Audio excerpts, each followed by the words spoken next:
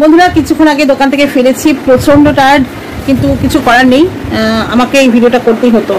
পারছি না, ইনফ্যাক্ট চোখ টেনে রাখতে পারছি না, কারণ কালকে ঘুমোতে ঘুমোতে রাত 2টো হয়েছে। সকালবেলা উঠে চলে গেছি দোকান থেকে বাড়ি এসেছি, এসে হোম ডেলিভারি রান্না করে আবার হোম ডেলিভারি বেরিয়ে যাওয়ার পরে 5টা সাড়ে 5টার সময় স্নান করে এসেছি, তারপর খেয়ে আবার দোকানে চলে গেছি, জাস্ট ফিরে খেলাম। তো কিছু কথা আমি না বলে পারছি না, বাধ্য হয়ে ভিডিওটা করছি। আজকে আমি ঝিলাম গুপ্তার একটা ভিডিও শেয়ার করেছি, নিশ্চয়ই বন্ধুরা দেখেছেন। ভিডিওটা দেখে আমার গায়ে কাঁটা দিচ্ছিল যে মানুষ কত নৃশংস, মানে ওই যে কালকে লাবণী সরকার বলছিলেন না, মানে কথাগুলো ভীষণ মিলে যায় মতের সাথে, তাই জন্য শেয়ার করে দিই।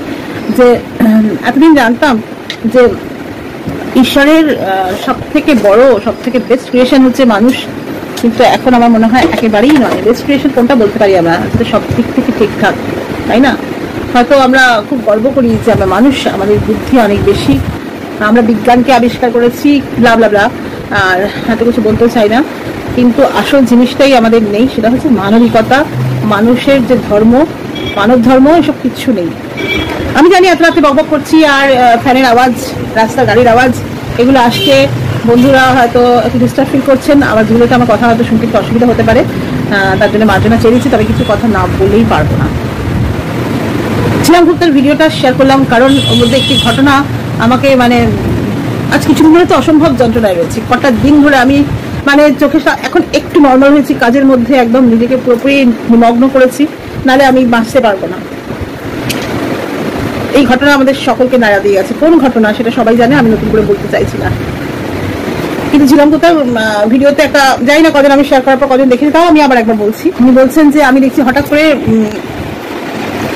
এক ভদ্রমহিলা একটা লোককে রাস্তায় ফেলে ভীষণ ভাবে তাকে লাথি মারছে, ক্যাত ক্যাত করে পেটের মধ্যে লাথি মারছে, আর আশপাশ থেকে সবাই দাঁড়িয়ে দাঁড়িয়ে দেখছে, বলছে মারুন মারুন, আরো বেশি করে মারুন মারুন মারুন না মারুন মারুন মারুন, কিন্তু কেউ এসে এগিয়ে আসছে না ভদ্রমহিলাকে সাপোর্ট করার জন্য, দূর থেকে বলছে মারুন মারুন, কি সমাজ।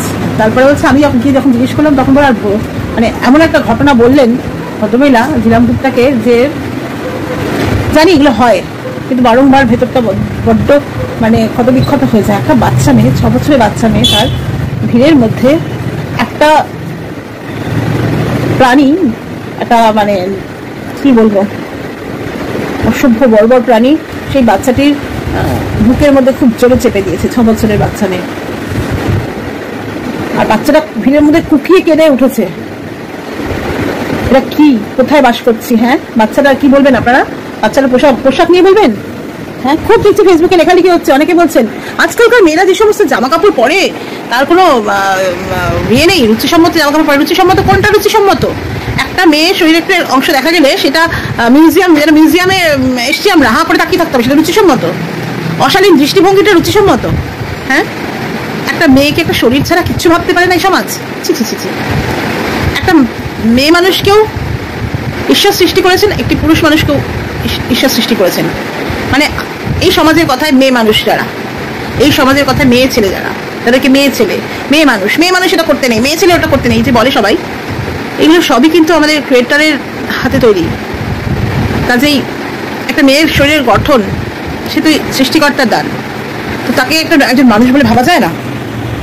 তার শরীরে একটু অংশ যদি দেখাই যায়, তার জন্য তাকে ঝাঁপিয়ে পড়তে হবে? এটা কোন সভ্য দেশের কাজ, কোন সভ্য মানুষের কাজ?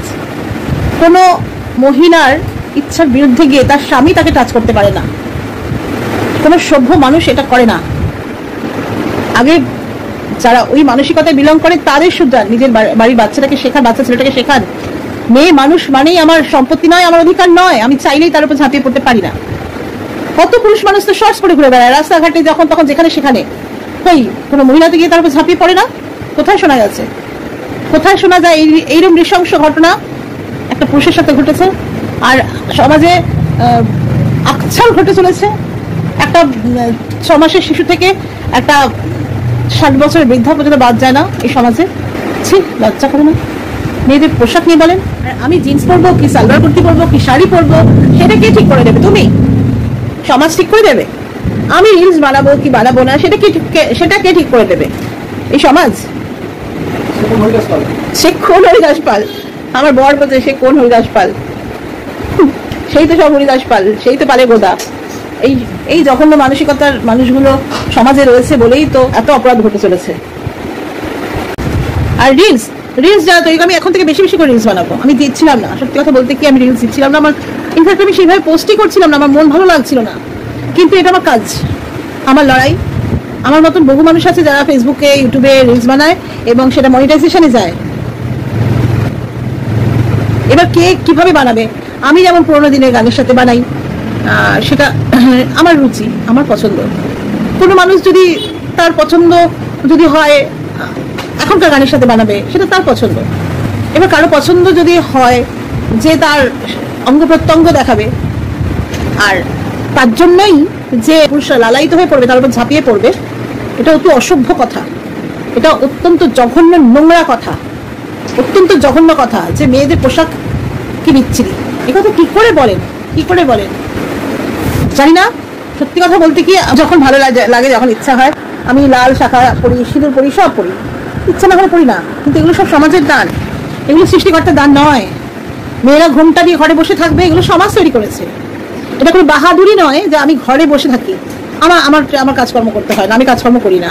এটা কোনো বাহাদুরি নয় যে আমি আমার স্বামীর কথা ছাড়া এক পাও চলি না। আমার স্বামী যদি আমাকে অন্যায় কথা বলে, আমি সেটা কখনোই মেনে নেবো না, কখনোই মেনে নেবো না, যদি আমার সেলফ রেসপেক্ট থাকে।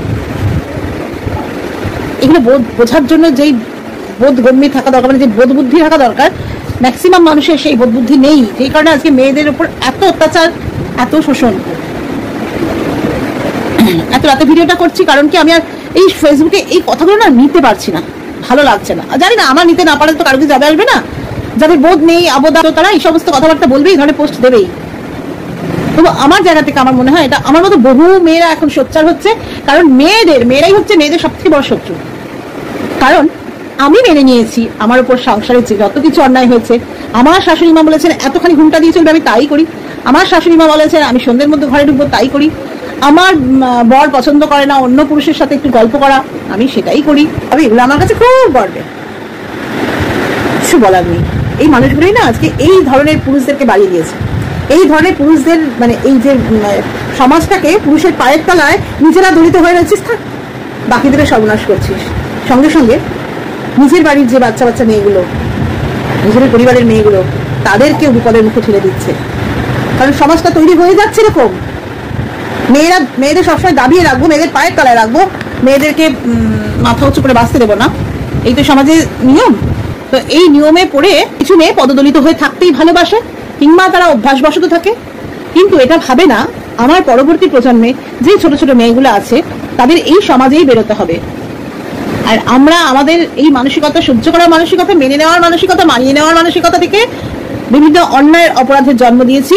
সেই অপরাধ আমাদের চারপাশে ঘুরে বেড়াচ্ছে জল জ্যান্ত, আর আমাদের মেয়েদেরকে খুবলে খুবলে শেষ করে দিচ্ছে। আর হ্যাঁ, আর একটা বিষয় বলি, আজকে আমি এই যে একটা পোস্ট দিয়েছিলাম, বন্ধুরা দেখেছে, আমার মেয়েরা আমার ছবি দিয়ে একটা পোস্ট দিয়েছি, সেখানে আমি বাধ্য ব্লক করেছি, কিন্তু এক্সপোজ হওয়া দরকার। এই যে দেখা যাচ্ছে কিনা এই নামটা, গৌতম বর দুখানা কমেন্ট করেছে, যাকে আমি বাপের জন্য কোনোদিন দেখিনি, চিনিও না, জানিও না। হ্যাঁ, প্রথমে লিখেছি, প্রথম কমেন্টটা সো ভেরি বিউটিফুল লাগছে। তারপর দ্বিতীয় কমেন্টে দিয়েছে আই মিসড ইউ।